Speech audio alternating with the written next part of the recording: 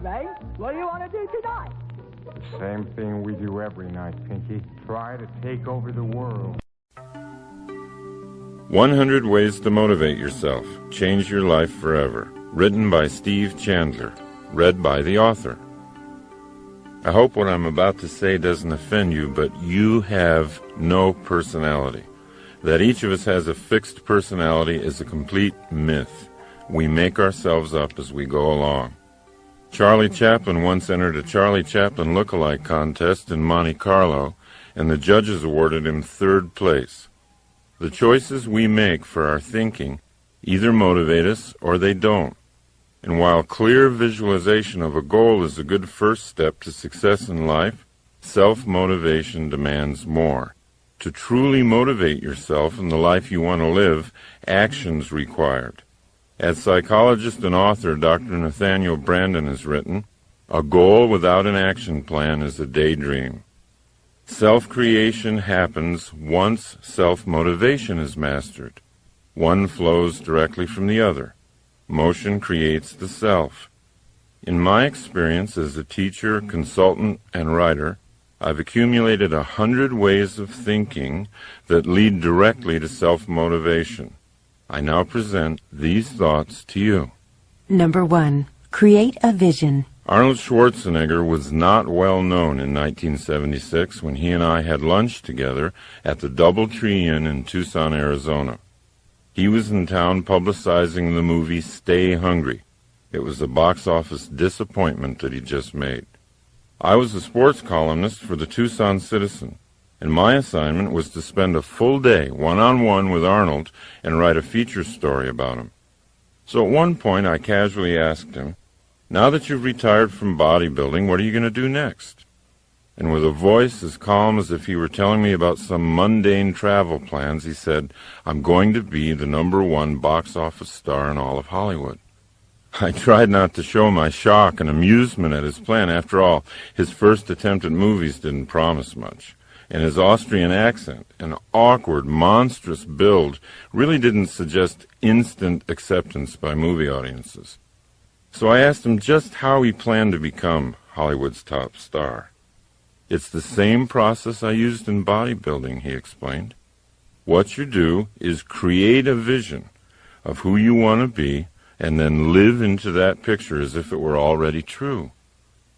Now notice that Arnold said create a vision. He didn't say that you wait until you receive a vision. You create one. In other words, you can make it up. Number 2. Tell a true lie. Recently, my 12-year-old daughter participated in a poetry reading in which all her classmates had to write a so-called lie poem about how great they were. They were supposed to make up untruths about themselves that made them sound unbelievably wonderful. I realized that the children were doing what Arnold did to clarify the picture of his future. By lying to themselves, they were creating a vision of who they wanted to be. So if it's hard for you to imagine the potential in yourself, then you might want to start by beginning to express it as a fantasy, like the children did who wrote the poems. Think up some stories about who you'd like to be. Without a picture of your highest self, you can't live into that self. Number 3. Leave your comfort zone. Our society encourages us to seek comfort, and yet only challenge will test our skills and make us better. Only challenge and the self-motivation to engage the challenge will really transform us. And every challenge we face creates a more skillful self. So it's up to you to constantly look for challenges to motivate yourself. And it's up to you to notice when you're buried alive in a comfort zone. Then break free and fly away. Number 4. Find your key. I used to have the feeling that everyone else in life had been issued an instruction book on how to make life work, and I, for some reason, wasn't there when they passed the books out. Still struggling in my mid-30s with a pessimistic outlook and no sense of purpose, I voiced my frustration once to a friend of mine, Dr. Michael Killebrew. He recommended a book to me. The name of the book was The Master Key to Riches by Napoleon Hill. What the book actually did was a lot more than increase my earning capacity, although by practicing the principles in the book, my earnings did double in less than a year. Hill's advice ultimately sparked a fire in me that changed my entire attitude toward life. Without fully understanding it, I was engaging in the process of completely rebuilding my own thinking. I was, thought by thought, replacing the old cynical and passive orientation to life with a new, optimistic and energetic attitude. So what was this master key to riches? Napoleon Hill tells us in his book, quote, "The great master key to riches is nothing more or less than the self-discipline necessary to help you take full and complete possession of your own mind. Remember, it is profoundly significant that the only thing over which you have complete control is your own mental attitude." Maybe the Hill book won't be your own key, but I promise you that you'll find your own instruction book if you keep looking. You'll find it when you're ready to seek. It's out there, waiting for you. Number 5. Plan your work. Many of us think we're too depressed right now to start on a new course of self-creation, or we're too upset. But Napoleon Hill says that's the perfect time to learn life's most important rule. There is one unbeatable rule for the mastery of sorrows and disappointments, he says, and that's the transmutation of those emotional frustrations through definitely planned work. It's a rule which has no equal. Once we get the picture of who we want to be, definitely planned work is the path to self-motivation. Definitely planned work contains the energy of purpose. 1 hour of planning saves 3 hours of execution. Most of us don't take the time to plan for an hour. We don't understand that it'll be the most productive hour we spend. Instead, we wander into the workplace and react to crises, and ironically, most crises are a result of a failure to plan. Well, it is impossible to work passionately with a sense of purpose and feel depressed at the same time. Successfully planned work will motivate you to do more and more than you ever thought possible. Number 6. Move your goalposts. Most people are surprised to learn that the reason they're not getting what they want in life is because their major goals are too small and too vague, and therefore have no power. Your major goal will not be reached if it fails to excite your imagination. What really increases motivation is the setting of a large and specific power goal. A power goal is a dream that drives you. People who have created power goals are living on purpose. They know what they're up to in life. How can you tell if you've got a big enough and real enough power goal? Simply observe the effect your goal has on you. It's not what a goal is that matters. It's what a goal does. Number 7. Dribble with your other hand. If you've ever coached kids who play basketball, you know that most of them have a tendency to dribble with only one hand, the one attached to their dominant arm. When you notice a child doing this, you might call him aside and say, "Hey, Billy, you're dribbling with one hand. The defender can easily defend you. Your options are cut off. You need to dribble with your other hand, so that can't happen." At which point, Billy says, "I can't." Billy, it's not that you can't. It's that you haven't. Then you explain to Billy that his other hand can dribble just as well if he logs enough bounces. It's just the simple formation of a habit. After enough practice dribbling with his other hand, Billy begins to learn you were right. And the same principle is true for reprogramming your own habits of thinking. Thinking is just like bouncing the ball. On the one hand, you can think pessimistically and build that side of you up. It's just a matter of repeating the bounces. On the other hand, you can think optimistically, one thought at a time, and build that side up. The overall pattern won't change after just a few positive bounces of the ball, but you do change, one thought at a time. Number 8. Play your character. How you act is who you become. Consider these thoughts from Star Trek's Leonard Nimoy. Quote, Spock had a big effect on me. I'm so much more Spock-like today than when I first played the part in 1965 that you wouldn't recognize me. I'm not talking about appearance, but thought processes. Doing that character, I learned so much about rational, logical thought that it reshaped my life. Now, just like Spock, we too can gain energy and inspiration by doing the character we want to be. We can become who we act like we are. Number 9.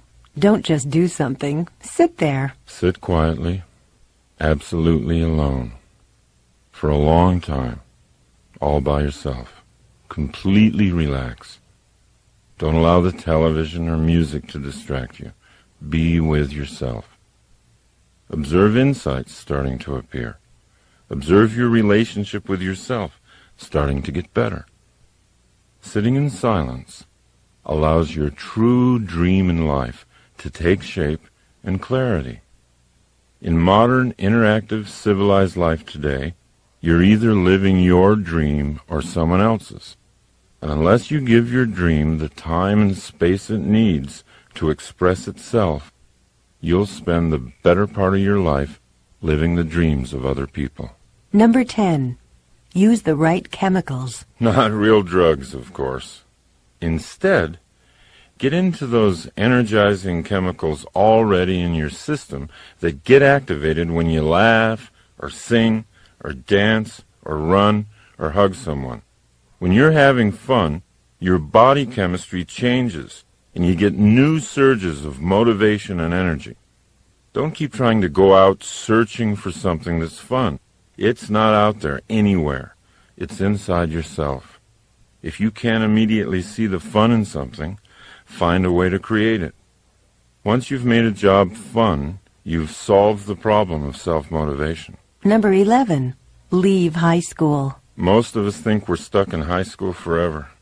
Before high school, in our earlier and more carefree childhoods, we were creative dreamers, filled with a boundless sense of energy and wonder. But in high school, something got turned around. We began fearing what others were thinking of us. All of a sudden, our mission in life became not to be embarrassed. We were afraid to look bad, and so we made it a point not to take risks. Most people end up designing their lives based on what other people might be thinking of them. But we can leave that habit behind. As Emerson asked, why should the way I feel depend on the thoughts in someone else's head? Number 12. Lose face. You can create a self that doesn't care that much what people think. You can motivate yourself by leaving the painful self-consciousness of high school behind. The actor René Auberjonois said, "Show me a guy who's afraid to look bad, and I'll show you a guy you can beat every time." Number 13. Sing without feeling. Become a performer. Act like you already feel like you want to feel. American philosopher William James put it very clearly. We do not sing because we are happy. We're happy because we sing. If you want to be happy, find the happiest song you know and sing it. It works. Number 14. Kill your television. If you're watching too much television and you know it, you might find it useful to ask this one question. Which side of the glass do I want to live on? When you're watching television, you're watching other people do what they love doing for a living. Those people are on the best side of the glass because they're having fun, and you're passively watching them have fun. They're getting money, and you're paying. Groucho Marx once said he found television very educational. Every time someone turns it on, he said, I go in the other room to read a book. Number 15. Read yourself a story. Abraham Lincoln used to drive his law partners crazy. Every morning, he'd come into the office and read the daily newspaper aloud to himself. Why did Abe do this morning reading aloud? He'd discovered that he remembered twice as much when he read aloud than when he read silently. And what he did remember, he remembered for a much longer period of time. Anytime you have an opportunity to read something that's important to you, try reading it aloud. See if you don't make twice the impression on yourself. Number 16. Get on your deathbed. Many of us, including myself, keep pretending that our game has no end. We plan to do great things someday when we feel like it. Confronting our own death doesn't have to wait until we run out of life. In fact, being able to vividly imagine our last hours on our deathbed creates a paradoxical sensation, the feeling of being born all over again. And that's the first step to self-motivation. Number 17. Be lazy to begin with. Henry Ford used to point out to his colleagues that there wasn't any job that couldn't be handled if they were willing to break it down into small pieces. And when you've broken a job down, remember to allow yourself some laziness in beginning. Because it isn't important how fast you're doing it. What's important is that you are doing it. The irony is, the slower you start something, the faster you'll be finished. When you first think about doing something hard and overwhelming, you're most aware of how you don't want to do it at all. In other words, the mental picture you have of the activity, doing it fast and furiously, is not a happy picture. So you think of ways to avoid doing the job altogether. Thinking about starting slowly is easy, and doing it slowly allows you to actually start doing it. Therefore, it gets finished. Number 18. Leave your friends. Politely walk away from so-called friends who don't support your goals. When you're in a conversation with a pessimist, possibilities seem to have a way of disappearing, and a narrow sense of cynicism settles in. President Calvin Coolidge once said, "Cynics do not create." Everyone knows that enthusiasm for life is contagious, and being in a conversation with an optimist opens us up to see more and more of life's possibilities. Number 19. Plan your game. Design your own life's game plan. Let the game respond to you rather than the other way around. Be like Bill Walsh, the former head coach of the San Francisco 49ers. Everybody thought he was a kind of eccentric because of how extensively he planned his plays in advance of each game. Most coaches would wait to see how the game unfolded, then respond with plays that seemed appropriate. Not Bill Walsh. Walsh would pace the sidelines with a big sheet of plays that his team was going to run no matter what. He wanted the game to respond to him. Walsh won a lot of Super Bowls with his so-called eccentric proactive approach. But all he did was to act on the crucial difference between creating and responding. Number 20. Find your inner Einstein. The next time you see a picture of Albert Einstein, realize that that's actually you. Every human has the capacity for genius. To experience Einstein's creative level of thinking, all you have to do is commit to using your imagination. You know, this is sometimes a difficult recommendation for grown-ups to follow. Grown-ups have become accustomed to using their imaginations for only one thing: worrying. Grown-ups visualize worst-case scenarios all day long. All their energy for visualization is channeled into colorful pictures of what could go wrong. Worry is a misuse of the imagination. What people don't comprehend is that the human imagination was designed for better things. People who use their imaginations to create often achieve things that worriers never dream of achieving, even if the worriers have much higher IQs. Dreaming is the design stage of creating the future. Imagine yourself living a motivated life. Number 21. Feel good first. Most people think they'll feel good once they reach some goal. They think happiness is out there somewhere. The problem with putting off feeling good about yourself until you hit a certain goal is that it might never happen. By linking happiness to something you don't have yet, you're denying your power to create it for yourself in the moment. Your happiness is your birthright. It shouldn't depend on your achieving something. Start by claiming it and using it to make your journey fun all the way and not just fun at the end. Number 22.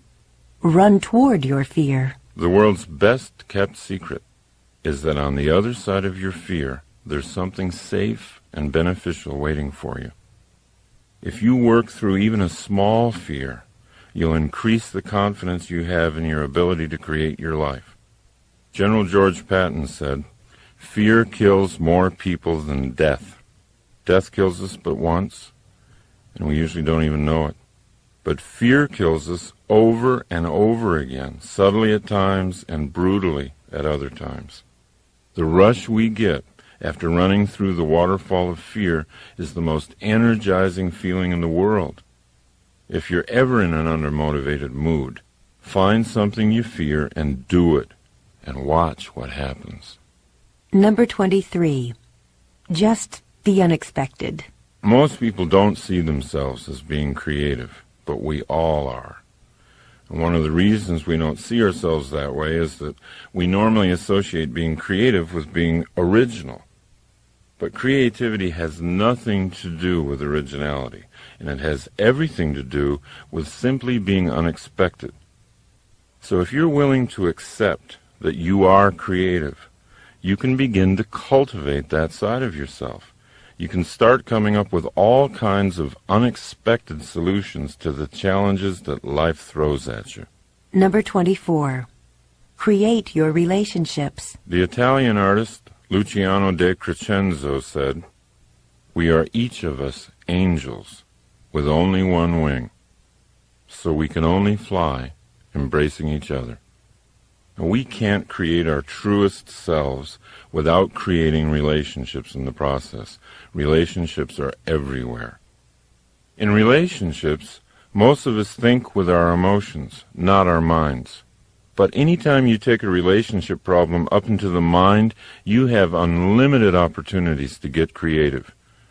Conversely, when you send a relationship problem down the elevator into the heart, the gut, you risk staying stuck in that problem forever.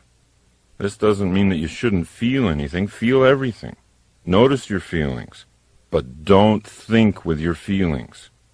When there's a relationship problem to be solved, travel up the ladder to the most creative you. You'll soon realize that you create the relationships you have in your life. They don't just happen to you. Number 25. Be where you are. Most of us don't ever focus. We constantly feel a certain amount of psychic chaos because we're always trying to think of too many things at once. Focus on what you want, and it will come into your life. Focus on being a happy and motivated person, and that's who you'll be. Number 26. Act like a hero. We need heroes in our lives. They're not a sign of weakness, they're a source of strength. Bernard Malamud said, "Without heroes, we are all plain people and we don't know how far we can go." Heroes show us what's possible for a human being to accomplish. Therefore, heroes are very useful to anyone interested in self-motivation. You don't have to have just one hero. Choose a number of them. Put their pictures up. Become an expert in their lives. Collect books about them.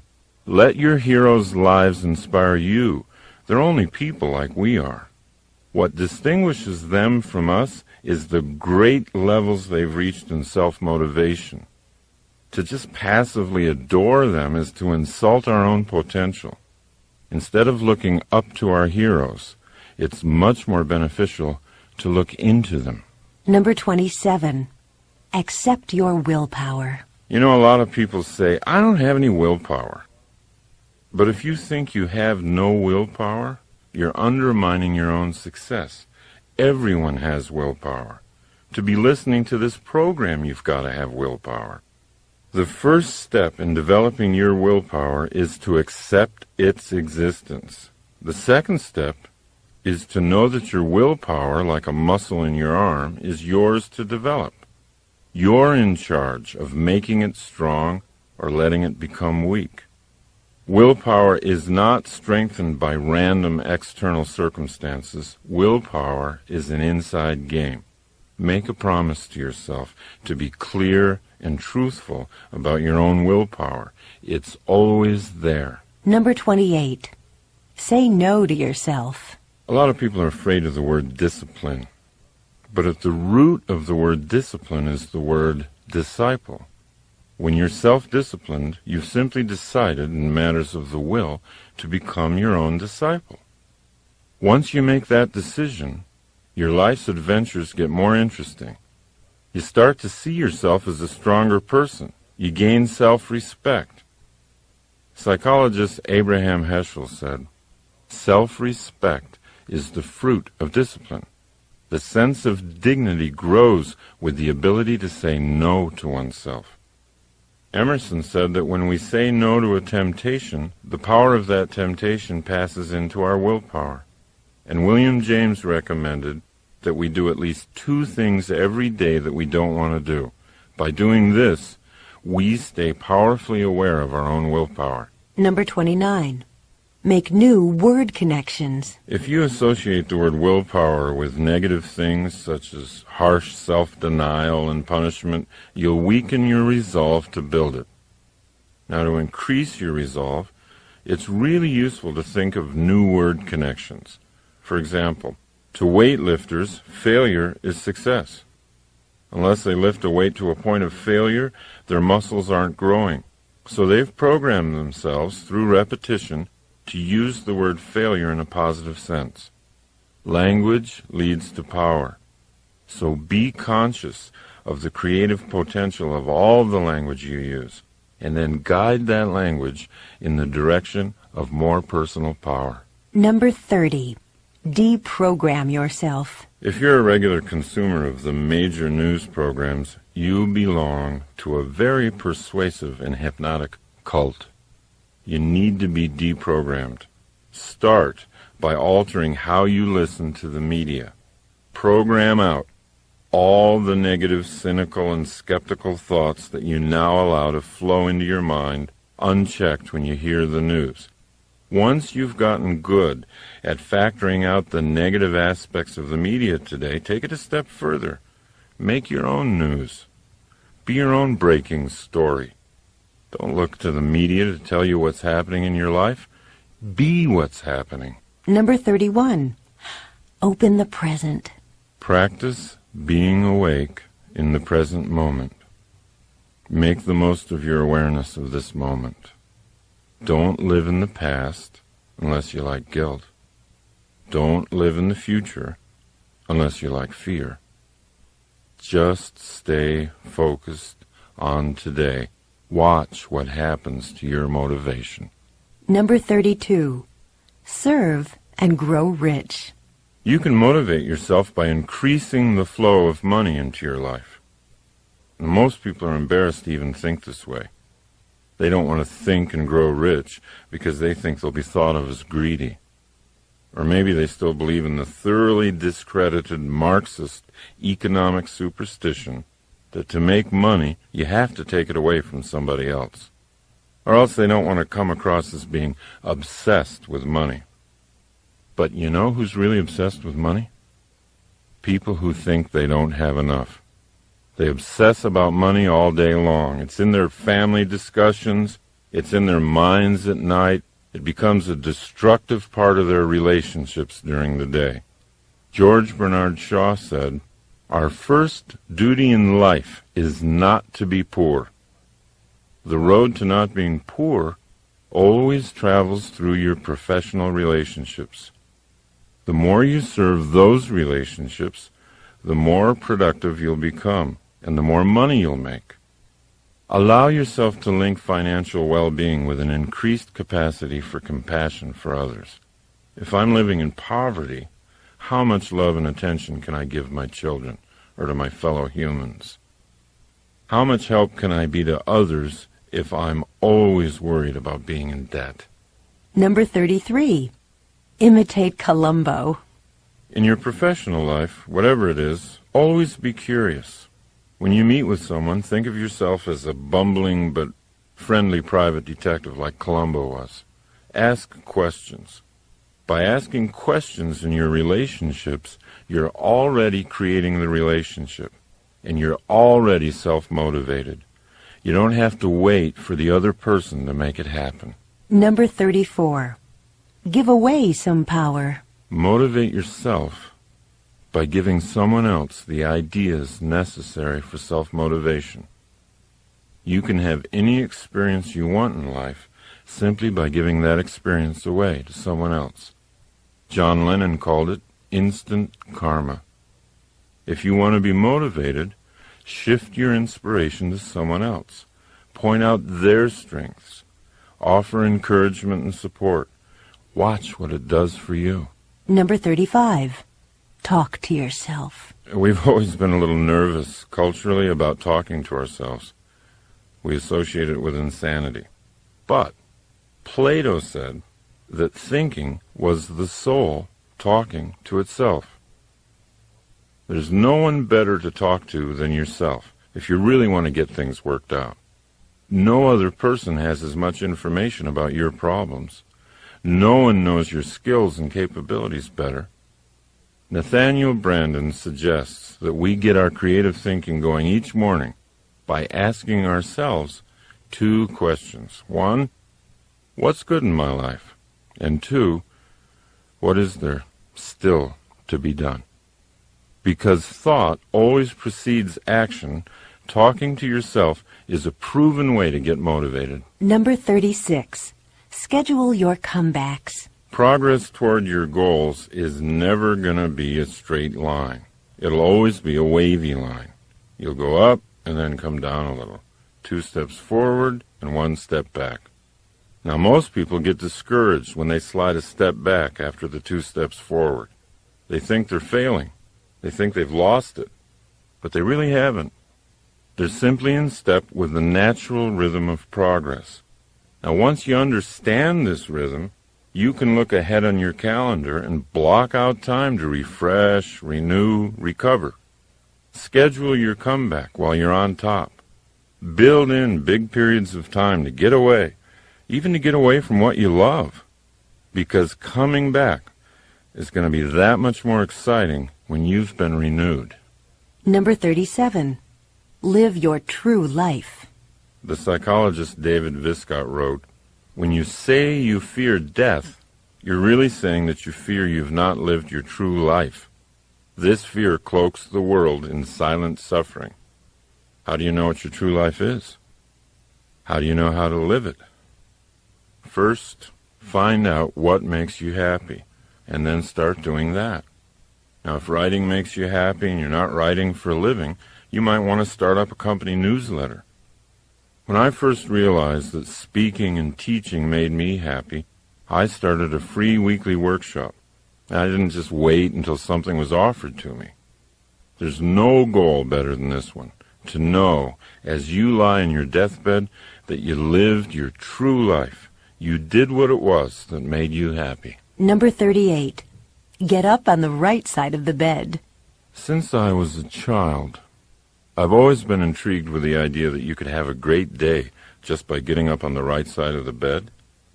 Today, my fascination is not so much with the right side of the bed as it is with the right side of the head, or, to be more precise, the right side of the brain.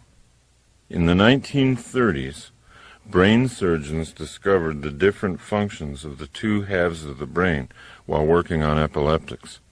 In 1950, Roger W. Sperry made the greatest breakthroughs in discovering that dreams and energy and creative insight come from the right side of the brain, and linear, logical, short-term, and short-sighted thinking came from the left side of the brain.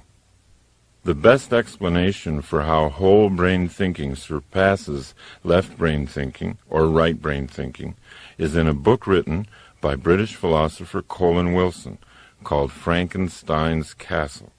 Wilson reveals that we have more control over drawing vital energy and creative ideas from the right brain than we ever realized. And what stimulates the right brain the most is a high sense of purpose. If you had to carry a heavy sack of sand across town, your left brain might get upset and tell you, well, you're doing something boring and tedious. However, let's say your child were injured. Let's say your little girl were injured badly, and she weighed the same as the huge bag of sand. You'd carry her the same distance to a hospital with a surprising surge of vital energy. That energy would be sent from the right brain. And that's what purpose does to the brain. Self-motivation increases when the left brain gets good at telling the right brain what to do. Number 39. Use your magic machine. Most people wait for an external crisis. A threatened bankruptcy, or an attack on the street, or the burning down of their home, or an unwanted divorce, to finally kick in their whole brain thinking. But that leads to a life of reaction rather than creation. The 3 best ways to activate whole brain thinking are through goal setting, joyful work, and revitalizing play. So rather than wait for some external crisis to appear, you can create an internal challenge of your own. Goals and games. Goals and games motivate you more than anything else in the world. Number 40. Get your stars out. Terry Hill, the New York writer, has been a friend of mine since the 6th grade, and he gives lectures and seminars on creativity. His advice to his audiences on the subject of creativity is from J.D. Salinger, and that is, make sure you get your stars out. And this is another way of saying, let the universe that is in you shine freely. Don't try too hard to force things. Just get your stars out and let them shine. Number 41. Be a finisher. Do you want to know where fatigue really comes from? It doesn't come from working too hard. All the research shows that fatigue comes from not finishing your work. William James once wrote, "Nothing is so fatiguing as the hanging on of an uncompleted task." I was giving a self-motivation seminar recently. During one of the breaks, a man came up to me and he said, "Hey, you know what? My problem is I never seem to finish anything. I'm always off onto something before anything's completed." He then asked whether I could give him some affirmations that might alter this. So I said, "Do you think affirmations are what you need? I mean, if you had to learn to use a computer, could you do it by sitting on your couch and repeating the affirmation, 'I know how to use a computer. I'm great at using computers. I'm a wizard on a computer'?" He admitted that affirmations would probably have no effect on his ability to use a computer. So the best way to change your belief system is to change the truth about you, I told him. To believe that you're a good finisher, you've got to build a personal record of finishing tasks. He followed my suggestions, and he followed them with great enthusiasm. He bought a notebook, and at the top of the first page he wrote, "Things I've finished." Each day he made a point of setting small tasks and finishing them. Whereas in the past he was inclined to start sweeping his front walk and leave it unfinished when the phone rang, now he let the phone ring so he could finish the job and record it in his notebook. The more things he wrote down, the more confident he became that he really was becoming a finisher. Consider how much more permanent his belief change was than if he tried to do it with affirmations. He could have whispered to himself all night long, "I am a great finisher." But his right brain would have known better. We motivate ourselves by finishing things. Number 42. Invent games. So whatever it is that you have to do, whether it's a major project at work, a huge cleaning job at home, turning it into a game will always bring you higher levels of energy and motivation. Number 43. Interact. There's a huge difference between active relaxation and passive relaxation.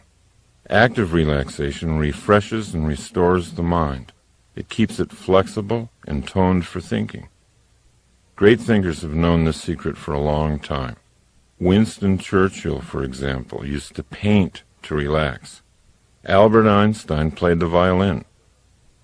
They could relax one part of the brain while stimulating another. When they returned to workaday pursuits, they were fresher and sharper than ever. Most of us simply deaden the mind in order to relax. We rent mindless videos or read tabloids, we drink, we smoke, we eat until we're foggy and bloated. The problem with this form of relaxation is that it dulls our creativity and it makes it hard to come back into consciousness. But when we find ways to link thinking to recreation, our lives get richer. We become players in the game of life and not just spectators. Number 44. Live a whole life today. John Wooden was the most successful college basketball coach of all time. His UCLA teams won 10 national championships in 12 years. Wooden created a major portion of his coaching and living philosophy from one thought, a single sentence passed on to him by his father when Wooden was a little boy. That thought? Make each day your masterpiece. While other coaches would try to gear their players to some kind of important game in the future, Wooden always focused on today. His practice sessions at UCLA were every bit as important as any championship game. In his philosophy, there was no reason not to make today the proudest day of your life. Today is a microcosm of your entire life. It's your whole life in miniature. You've got eternity in the palm of your hand. Life is now. Life is not later on. And the more we hypnotize ourselves into thinking we have all the time in the world to do what we want to do, the more we sleepwalk and the more we miss life. Number 45. Welcome your problems. Every solution has a problem. You can't have one without the other. So why do we say that we hate problems? Why do we claim to want a hassle-free existence? Deep down, where our wisdom lives, we know that problems are not to be feared. Problems are simply tough games for the athletes of the mind, and true athletes always want to get a game going. If you learn to love the opportunities your problems present, then your motivational energy will always rise. Every solution has a problem. Number 46. Drive a library. One of the greatest opportunities for motivating yourself today lies in the way you use your drive time. With the huge variety of audio tapes now available, you can use your time on the road to educate and motivate yourself at the same time. Maybe that's where you're listening to this tape right now. If we leave what we think about to chance, or to an R-rated rock disc jockey, then we lose a large measure of control over our own minds. Audiocassette learning is one of the surest ways to reprogram your subconscious mind. It's one of the best ways to design an action-oriented belief system, the kind you need to inspire ongoing self-motivation. Number 47. Rewind your thoughts. Perhaps you've noted some idea in this program or some recent book you've read that you want to hold on to. Even a single phrase, if you place it prominently in your home or in your office, can have a huge impact on your life. So write things down. Put things up. Write down what motivates you and put it up where you can see it. Number 48. Make yourself up. One of the ways to get started creating goals and action plans is just make them up like you did as a kid. Think of creating in simpler terms than that. Think of it as something that all humans do very easily. The French physician Émile Coué said, Always think of what you have to do as easy, and it will be. Number 49. Get small. Most people participating in the free enterprise system have become thoroughly convinced of the power of setting large and specific long-range goals for themselves. Career goals, yearly goals, and monthly performance goals are always on the mind of a person with ambition. But many people overlook altogether the power of small goals. Goals set during the day that give energy to the day and a sense of achieving a lot of small wins along the way. By increasing your conscious use of small objectives, you'll see the larger objectives coming into reality much faster than you thought they would. Number 50. Get out of the box. All of us tend to look at our challenges from inside a box. We take what we've done in the past and put it in front of our eyes and then try to envision what we call the future. But you see, that restricts our future. With that kind of restricted view, the best the future could possibly be is a new and better past. Great motivational energy occurs when we get out of that box and realize that the possibilities for creative ideas are infinite. To create the best possible future for yourself, don't try to look at it through a box containing your own past. Create the future from nothing.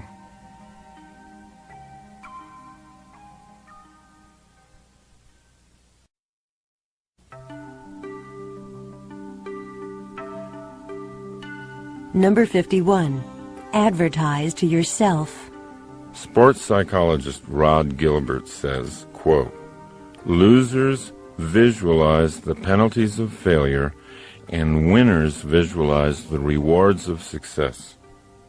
Without advertising our goals to ourselves, we can lose sight of them altogether. Now, I'll often start the day by drawing 4 circles on a blank piece of paper. The circles represent my day, my month, my year, and my life. Inside each circle, I write down what I want. It can be a dollar figure, it can be anything. And the goals can change from day to day. It doesn't matter. There's no way to get this process wrong. But by writing the goals down, I'm like an airline pilot looking at my map before takeoff. I'm orienting my mind to what I'm up to in life. I'm reminding myself of what I really want. Now, when you get on a plane, would you poke your head into the cabin and say to the pilot, just take me anywhere? That's how we live our lives. That's how we live our lives when we don't make a map. Number 52. Don't stop thinking.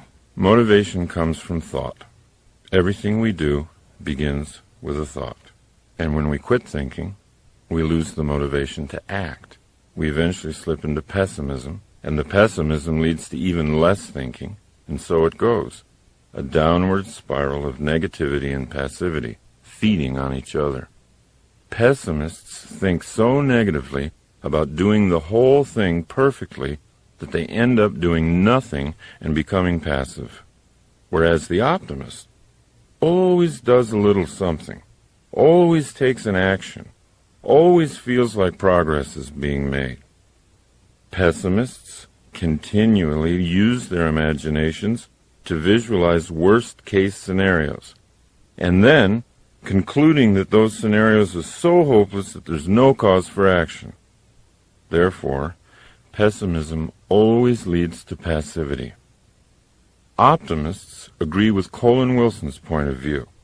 He said, imagination should be used not to escape from reality, but to create it. Begin the habit in yourself of saying no to negativity. When negative thoughts start their argument in your mind, which they always do, even for optimists, don't stop thinking. Real creative thinking is going to lead to optimism, and optimism is always self-motivating. Number 53. Debate your dark side. Negative thinking is something we all do. The difference between the person who's primarily optimistic and the person who's primarily pessimistic is that the optimist learns to become a good debater. Once you become thoroughly aware of the effectiveness of optimism in your life, you can learn to debate your pessimistic thoughts. If you catch yourself brooding, worrying, thinking pessimistically about an issue, build a case for the optimistic view. Pretend you're an attorney whose job it is to prove the pessimist in you is wrong. If you really want to open up your life, go optimistic. Number 54. Make use of trouble. I think all of us have heard so many stories, so many incidents where bad events, looking back, in retrospect, were strokes of great fortune. A person who breaks her leg skiing, meets a doctor in the hospital, falls in love, marries him, has a happy life. What seemed horrible turns out to be unexpectedly great. We begin to see the truth in what Richard Bach says. Every problem carries a gift inside it. Now, by choosing to make use of seemingly bad events, by asking yourself, how can I use this? What might be good about this? You can get to the gift inside your problem a lot more quickly. Number 55. Learn to brainstorm by yourself. So, try this. Put a goal on the top of a page, and then put numbers 1 through 20 on that page and begin your brainstorming session. List 20 ideas. They don't have to be well thought out. They don't have to be reasonable. Give yourself permission to flow. Your only objective is to have 20 ideas scrawled down within a certain period of time. If you do this for 1 week, you'll end up with 100 ideas. Are they all usable? No, of course not. But who cares? When you began the process, you probably didn't have any usable ideas. Number 56. Create your own voice. There have been times when I've been told that I am lucky to have a good speaking voice. Many people are impressed. Sometimes I don't even use a microphone. I speak to hundreds of people in the audience, boom out to them. And people will say, boy, you've been blessed with a powerful set of vocal cords. I have to tell you, it's not true. My voice used to be no better than some feeble monotone. It really was really awful. I would talk like this. Well, my voice, I would love to see you today. Now look, I set about to change it. I always carry a number of cassettes in my car. I always sing along with them. I crank them up good and loud. By the way, it's best done while you're driving alone. And I sing at the top of my lungs. I make certain I do it every day, even when I don't feel like singing. See, that's the point. Don't let your feelings ruin your life. Keep thinking. Strategize. Plan. You can create anything you want. You can even create your own voice. Number 57. Live on the frontier. We've always had a real fascination with America's frontier days. Shows like Little House on the Prairie, movies like Dances with Wolves. It reflects a real yearning for those adventurous times. Now, what's really exciting about today is that a new frontier is here. The technological explosion, our entry into the information age, have created a situation in which employers are no longer interested in our job histories. At least it's not as much as they used to be. What are they interested in? Right now, our current capabilities. For example, let's say my company's trying to enter the Chinese market to sell its software, and you, at age 70, can speak fluent Chinese, know all about software, and have energy and zest for success. How can I afford not to hire you? Times have changed. This is the new frontier. It's all about what you can do, not about what you've done. Number 58. Replace your habits. Self-motivation is much more difficult to achieve when we're held back mentally by certain bad habits. But here's the catch. Bad habits can't be gotten rid of because they exist for good reasons. They're there to do something for us, even if that something ends up being self-destructive. You see, down deep, even a bad habit is trying to make us operate better.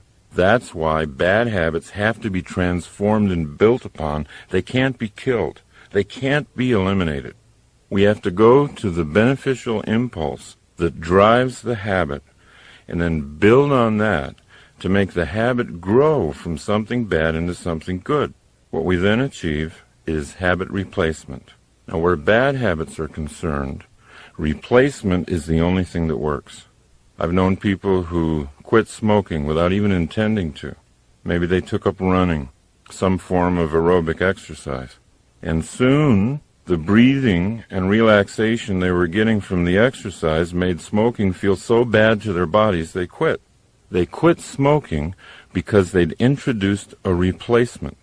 Subconsciously, you don't even think your habit is bad because it's fulfilling a perceived need. So the way to strengthen yourself is to identify the need and build on it.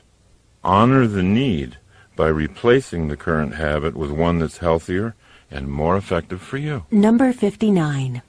Paint your day. Self-motivation is much more difficult to achieve when we're held back mentally by certain bad habits. When you wake up, try picturing your day as a blank artist's canvas. Ask yourself, who's the artist today? Me or blind circumstance? If you choose to be the artist, how do you want to paint your day? Number 60.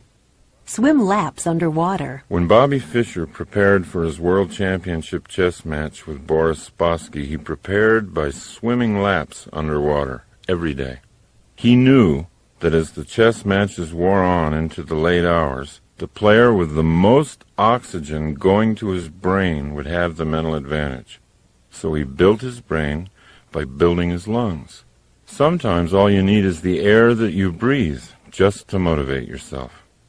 Going for a run or a walk or simply deep breathing gives the brain the fuel it feeds on, and motivation comes easy. Number 61. Get some coaching. After a disappointing round on the golf course, Jack Nicklaus would often take a golf lesson. When I first heard about this, I said to myself, who could give Jack Nicklaus a lesson in golf? But that was before I ever really understood the value of coaching. And then a young business consultant named Steve Harvey taught me something. Nicklaus takes a lesson, not because his coach is a better player, but because his coach can stand back from Nicklaus and see his moves objectively. So, if coaching is appropriate for your golf or tennis game, it could also be appropriate for the game of life. Ask someone you admire to be honest with you and coach you for a while. Let them tell you what they see. It's a courageous thing to do, and it'll always lead to growth. Number 62. Leave home. Once when Steve Harvey and I were discussing a few of my old habits that were holding me back from realizing my business goals, I finally said to him, but why? Why do I do those things? I mean, if I know they hold me back, why do I continue to do them? And he said, you do them because they feel like home. When you do those things, you do them because that's what you're comfortable doing. And so you make yourself right at home doing them. As they say, there's no place like home. Home can be an ugly place if it's not kept up and consciously made beautiful. Home can be a dark, damp prison, smelling of bad habits and laziness. But we think we're safe there. However, when we inspect the worn-out house more closely, we can see that the safety we think we're experiencing is pure self-limitation. Now, you might want to identify the habits that keep you trapped. Identify what you've decided is your final personality, for example. Understand that it might be a hasty construction built only to keep you safe from risk and growth. See, once you've done that, you can leave. You can leave home. You can get the blueprints out, and you can create a home you really want. Number 63. Perform rituals. As you listen to these various ways to motivate yourself, you might have noticed that action is often the key. Doing something is what leads to doing something. It's the law of the universe. An object in motion stays in motion. My own ritual for jump-starting the brain is walking. Many times in my life I've had a problem that seemed so overwhelming. It seemed too overwhelming to even do anything about. but my ritual is to take the problem out for a long, long walk. Time and time again, during the course of the walks, something comes out of nowhere. Some idea for an action that would solve the problem. So try making up a ritual for yourself, anything that will act as a self-starter. Rituals will have you in action before you feel like getting into action. Rituals always override your built-in laziness. They always get you motivated in a predictable, controllable way. Number 64. Start your life over. If you catch yourself thinking that you're too old to do something you want to do, please recognize that you're now listening to the pessimistic voice inside of you. It's the voice of a liar. Talk back. Remind the voice of all the people in life who've started their lives over again at any age they wanted to. John Houseman, the Emmy Award-winning actor in The Paper Chase, he started acting professionally when he was 73 years old. Don't listen to the voice inside. You can start your life over right now. Number 65. Keep all your promises. One way I used to motivate myself was to make some unreasonable promise. To go to someone I cared about, either personally or professionally, and promise something really big. Something that'll take all the effort and creativity I had to make it happen. But, there were times when those huge promises I made weren't kept, and I realized over the years it's not really an intelligent way to self-motivate. Today I'll make commitments to other people, but they're commitments that I know I can keep. But to motivate myself, I've replaced promising others with setting goals inside myself. The power of goals is that they can be outrageous, they can be huge, and they can free up really wild possibility thinking. Without setting large goals internally, what I tend to do is just live a life of things that I think I have to do. Number 66. Give some luck away. Basketball coach John Wooden used to say, "You cannot live a perfect day without doing something for someone who will never be able to repay you." I agree with that. And there's a way to make sure you can't be repaid. That's doing something for someone who won't even know who did it. Now this gets into a theory I've had all my life, and that is, you can create luck. You can create luck in your life by giving it away. See if you can't begin creating your own luck. Number 67. Draw your universe. If you use my 4-minute 4-circle goal-setting system that I talked about earlier, you can create your own goal-directed universe. Try this. After you wake up in the morning, wipe the sleep from your eyes, sit down with a pad of paper, and draw 4 circles. Now these are your own planets. Label the first circle lifelong dream. Your lifelong dream might be to save, $500,000 for your retirement years. So put that number in your life circle. Then look at the next planet in your solar system, circle 2. That circle you're going to label my year. What do you need to save in the next 12 months in order to be on course to hit your life savings goal? Now that you've got your first 2 circles filled with a number, move to the third circle, my month. What would you have to save each month to hit your year's goal? Then put that number down and go to the final circle, my day. What would you need to do today that if you repeated it every day would ensure a successful month? You can't help but see that each circle, if done successfully, guarantees the success of the next circle. If you hit your daily goal every day, your monthly goal is automatically hit. In fact, you don't even have to worry about it. And if your monthly goal is reached, the yearly goal has to happen. It's mathematical. And if your yearly goals are hit, the lifelong goal cannot not be reached. Then you can see, proven for you, that your life and your day are the same thing. You can create your own universe any way you like. The system itself is not the motivator. Your understanding of your responsibility to be a creative planner, that's what the motivator is. Number 68. Get up a game. If you're really interested in motivation, there's nothing more fun than competition. Competition has a bad name these days. It shouldn't. It teaches you the valuable lesson that no matter how good you are, there's always somebody better than you. That's a lesson in humility everybody needs. And it teaches you that by trying to beat somebody else, you reach for more inside of you. Trying to beat somebody else puts the game back into life. And if it's done optimistically, it gives energy to both competitors. It teaches sportsmanship. And it gives you a benchmark for measuring your own growth. So in your life, let the games begin. Have fun winning and losing. And when someone has insulted you or underrated you, don't just get even, get better. Use your victory, not to hurt them, but to create you. Number 69. Turn your mother down. In Dr. Martin Seligman's studies of optimism and pessimism, he found out a remarkable fact. We first learn how to explain the world to ourselves from our parents, and more specifically, our mothers. I'm quoting from Dr. Seligman. Young children listen to what their primary caretaker, usually the mother, says about causes, and they tend to make this style their own. If the child has an optimistic mother, this is great, but it can be a disaster for the child if the child has a pessimistic mother.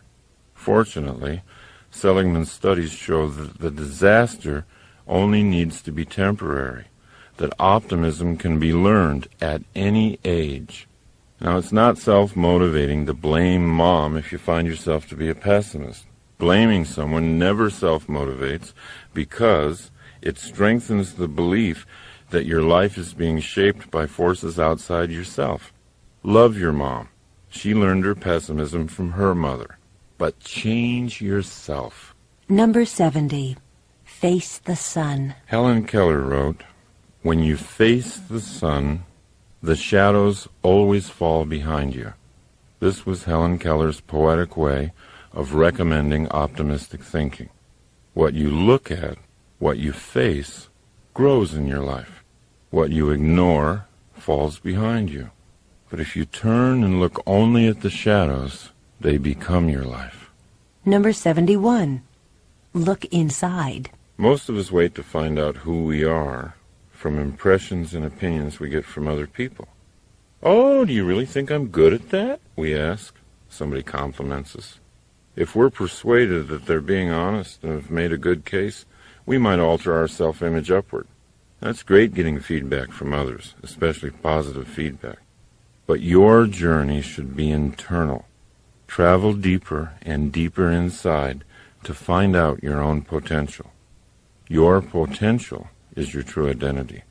It only waits for self-motivation to come alive. Number 72.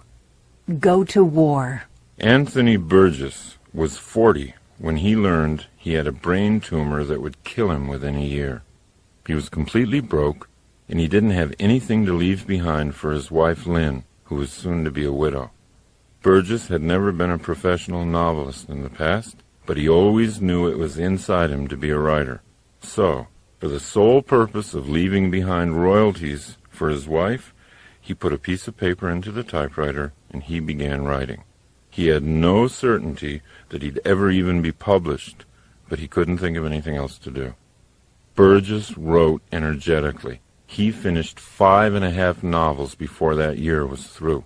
But he didn't die. His cancer had gone into remission, and then it disappeared altogether. In his long and full life, Anthony Burgess wrote more than 70 books. Without the death sentence from cancer, he might not have written anything.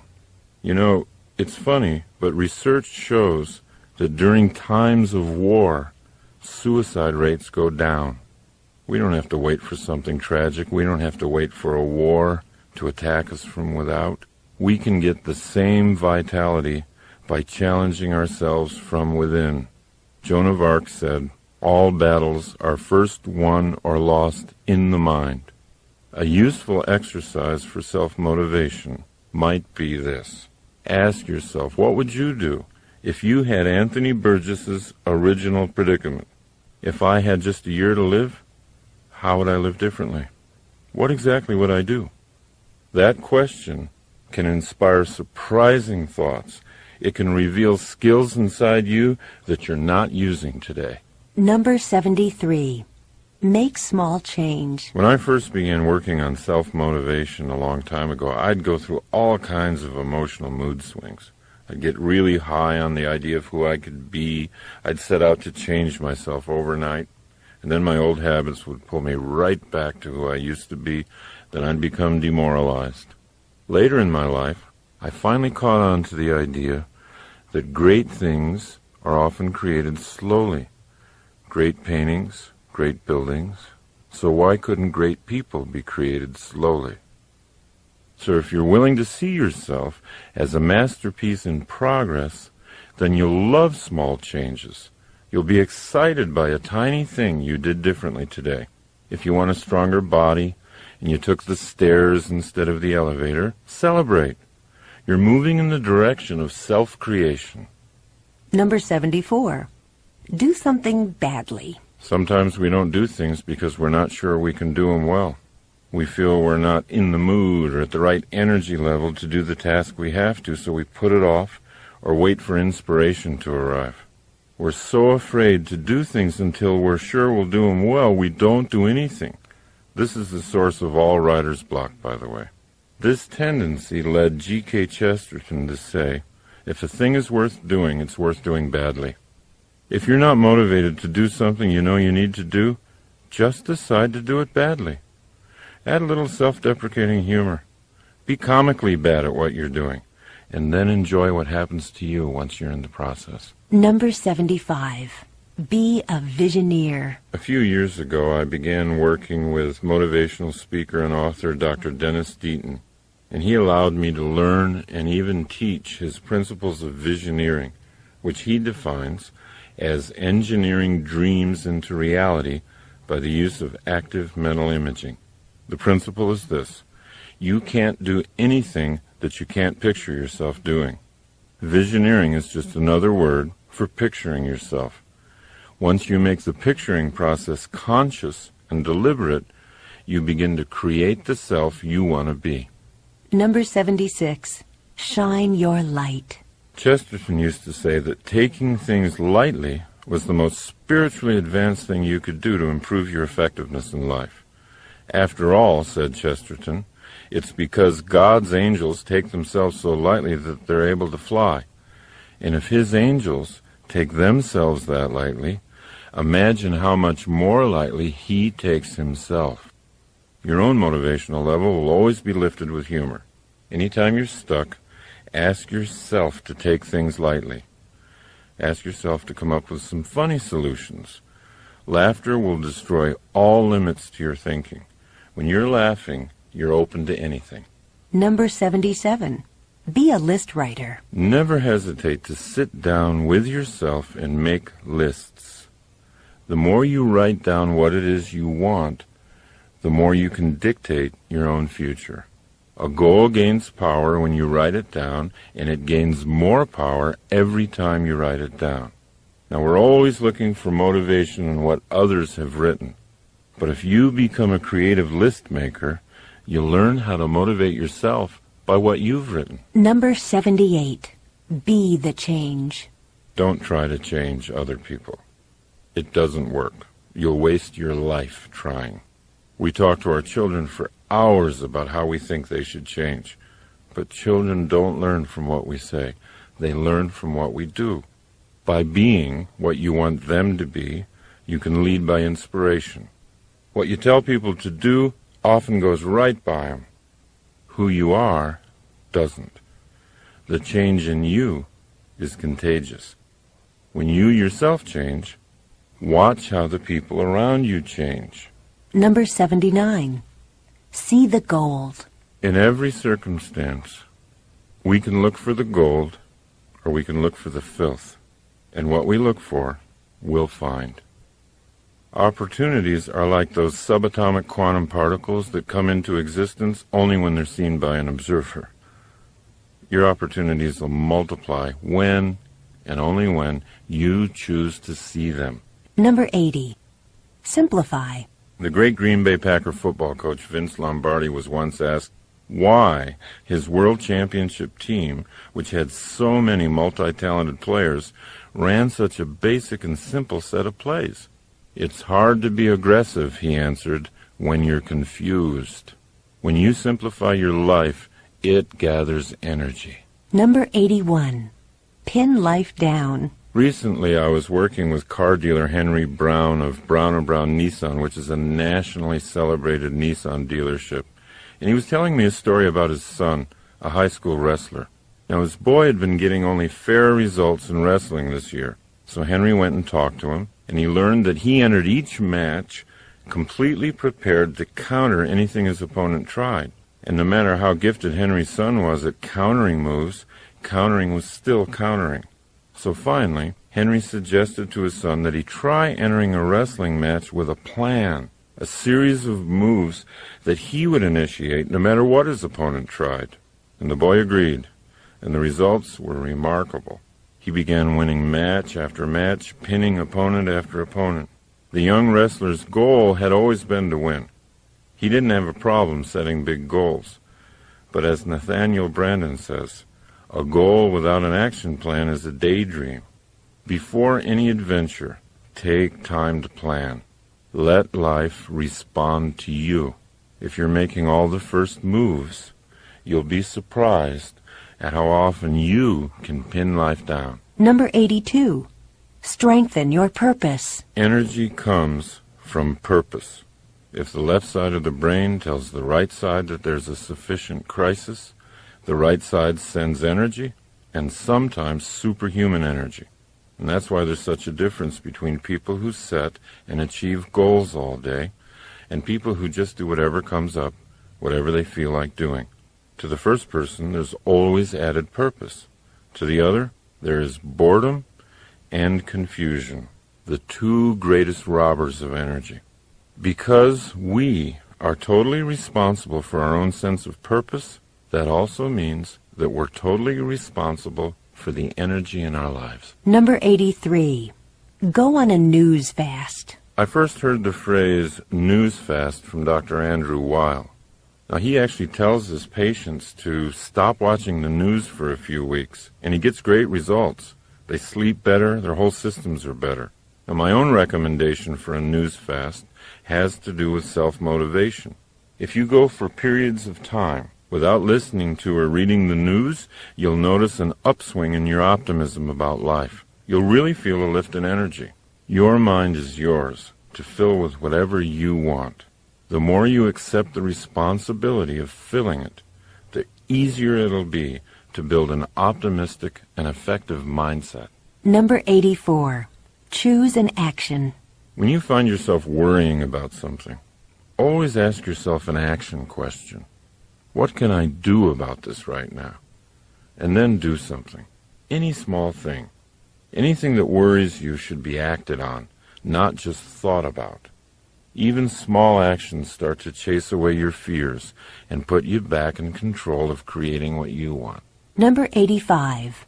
Be a thinker. I was doing some seminars for a large office company in Las Vegas, and the president told me something that was really interesting. He said he had basically two kinds of people working for him, the whiners and the thinkers. The whiners were often very smart, dedicated employees who worked long hours, but when they came into the president's office, it was always to complain. And here's what he said. They're great at finding fault with other managers and telling me what's wrong with our systems, but they're a drain on me because they're so negative I end up trying to make them feel better, and after that I'm depressed. Now, the thinkers, on the other hand, had a different way of coming into the office with problems. Here's what he said about them. The thinkers come to me with ideas. They see the same problems that the whiners see, but they've already thought about possible solutions. When you're committed to self-motivation, you'll follow into the realm of the thinker, naturally. You'll be more valuable to your organization and to yourself. Number 86. Choose enjoyment. There's a huge difference between pleasure and enjoyment. And when we're absolutely clear about the difference, we can grow much faster toward who we want to be. What we do for pleasure, for example, routine sex, eating, drinking, all kinds of short-term stuff, that's different than what we do for enjoyment. Enjoyment always involves the use of a skill, and it always involves facing a challenge. Things like sailing, gardening, golfing, any kind of activity like that involving skills meeting a challenge result in enjoyment. People who get clear on the difference begin to know how to consciously put more enjoyment into their lives. Number 87. Read mystery novels. The person with the highest IQ ever measured, Marilyn Vos Savant, recommends mystery novels as brain builders. Here's what she says. Not only is this exercise fun, but it's good for you. I'm not talking about violent thrillers or police procedural novels, but instead I'm directing you to those elegant, clue-filled, intelligent mysteries solved by drawing conclusions, not guns." Unquote. Marilyn Vos Savant believes strongly that the brain can be built as surely and as quickly as the muscles of the body. So the next time you feel like curling up with a good mystery, don't feel guilty. You might be doing the most productive thing you've done all day. Number 88. Express your thoughts. Go ahead and feel your feelings. But when it's time to talk, be thoughtful and express your thoughts. Number 89. Use your weaknesses. Make a list of your strengths and your weaknesses on separate pieces of paper. Place the list of strengths somewhere where you'll see it again, because just looking at it will always pick you up. Now, look at your list of so-called weaknesses and study them for a while. Stay with it until you feel no shame or guilt about them. Allow them to become interesting characteristics instead of anything negative. Ask yourself how each characteristic could be useful to you. When Arnold Schwarzenegger became a professional actor, he had a weakness: his thick Austrian accent. It wasn't long, however, before Arnold incorporated his accent into the charm of his action hero persona on the screen, and a former weakness became a strength. His accent became an identifying part of his characters, and people everywhere were imitating it. Now, there isn't anything on your weakness list that can't be a strength for you if you think about it long enough. Number 90. Try becoming your problem. Whatever type of problem you're facing, the most self-motivational exercise I know of is to immediately say to yourself, I'm the problem. Because once you see yourself as the problem, you can see yourself as the solution. By seeing ourselves as victims of our problems, we lose the power to solve them.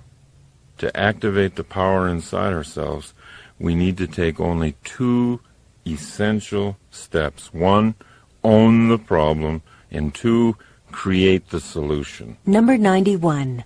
Inflate your goal. There is another self-motivator that must be used as an intellectual tool only. Take a certain goal of yours and double it, or triple it, or multiply it by 10, and then ask yourself, quite seriously, what would you have to do to achieve that new goal? Now, I've often used this method for self-motivation with myself. If I have a goal of signing, say, 2 seminar contracts in the next 3 weeks, I'll often get out a pad of paper and ask, how would I get 10 contracts signed in 3 weeks? It always puts me at a different level of thinking. And because I'm solving the problem of 10, I always get at least 2. Remember, it's just a self-contained game, not a promise to anybody else. But it is a game that's fun to play. Why? Because it works. Number 92. Come to your own rescue. There are 2 ideas that are contained in the work of psychotherapist Nathaniel and Devers Brandon that have helped me incredibly. Here's the first one. You can't leave a place you've never been. And here's the other one. No one is coming. I used to believe I could run from all my frightening thoughts and beliefs about myself. But all that ever did was create deeper internal fears and conflicts. What I really needed was to get all my fears into the sunshine and demystify them. Once I systematically began to do that, I was able to dismantle the fears like a bomb squad does to a bomb. Acceptance and full consciousness of those fears was the place I'd never been. Once I was in that place, I could leave. Now, the notion that no one's coming was more terrifying. That idea sounded too much like abandonment. Many of us, even as grown-ups, devise very elaborate and subtle variations of the theme, I want my mommy. The Brandons showed me that I could be much happier, much more effective, if I valued independence and self-responsibility above dependency on someone else. So when you accept the idea that no one's coming, it's actually a very powerful moment, because it means that you're enough. You can handle your problems yourself. You can grow. You can get strong. You can generate your own happiness. And paradoxically, from that position of independence, truly great relationships can be built, because they're not based on dependency. They're not based on fear. They're based on mutual independence and love. See how much better you are at self-motivation once you've begun to celebrate the news that you're enough. Number 93. Push your own buttons. Motivation never has to be accidental. Any form of motivation. A lot of people like to motivate themselves musically, for example. But you don't have to wait for hours until a certain song comes on the radio that picks up your spirits. You can control what songs you hear. If there's certain songs that always lift you up, create a greatest motivational hits tape for yourself. You've got much more control over your environment than you've ever realized. Learn how to push your own buttons. Number 94. Strengthen your rehearsal. The harder you are on yourself, the easier life is on you. There isn't anything life can challenge you with that you can't challenge yourself with in advance. You can set yourself up to succeed. If you have to make a presentation in front of someone who scares you, you can always rehearse it first in front of someone who scares you more. If you've got something hard to do and you're hesitant to do it, pick out something even harder and do that first. Watch what it does to your self-motivation going into the real challenge. Number 95. Improve your vision. Robert Fritz said, "It's not what a vision is, it's what a vision does." So what does your vision do? Does it give you energy? Does it make you smile? When you're tired, does it take you that extra mile? A vision should be judged by these criteria. The criteria of power and effectiveness. In other words, what does it do? What do you want to bring into being? If your vision isn't giving you energy, then picture another one. Keep at it until you develop a vision that's so colorful and so clear it puts you in action just to think about it. Number 96. Build your power base. The more awake you are, the more conscious you are, and the more you pay attention to how your own efforts at self-motivation are succeeding, the more powerful you'll become. Your knowledge of self-motivation is power in and of itself. Respect your knowledge and build on it. Number 97. Link truth to beauty.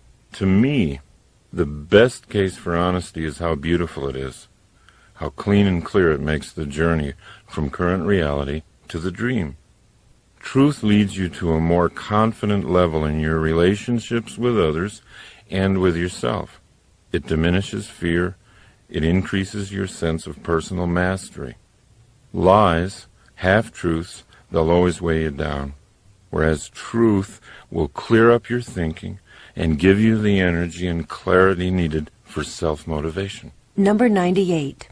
Take no for a question. Ask the universe for what you want. Don't take no for an answer.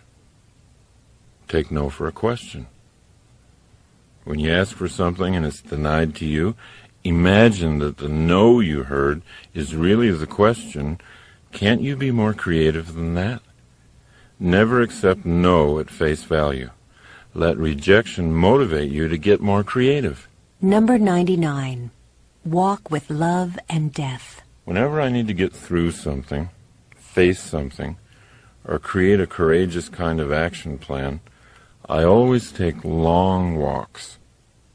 When I walk long and far enough, a solution always appears. I eventually get oriented to the most creative course of action. Andrew Weil, in his book Spontaneous Healing, says, when you walk, the movement of your limbs is cross-patterned. The right leg and left arm move forward at the same time, then the left leg and right arm. This type of movement generates electrical activity in the brain that has a harmonizing influence on the central nervous system, a special benefit of walking that you don't necessarily get from other kinds of exercise. I call it a walk with love because love and fear are opposites. Most people think love and hate are opposites, but they're not. The ultimate creativity occurs from a spirit of love. Love is always creative, and fear is always destructive. And I call it a walk with death because it's only the acceptance and awareness of my own death that gives my life the clarity it needs to be exciting. Take your own challenges out for a walk. Feel your self-motivation growing inside you. Feel the electricity in your brain. Feel it harmonize with your central nervous system. You'll soon know for a fact that you do have what it takes. You can walk courage into existence. Number 100. Buy yourself flowers. Buy yourself flowers, and every time you look at them, let them remind you of how colorful your future is going to be, how fresh your thoughts are, how easy it is for you to honor yourself, how much power you have to make your environment beautiful, and how sweet the smell of the universe can be.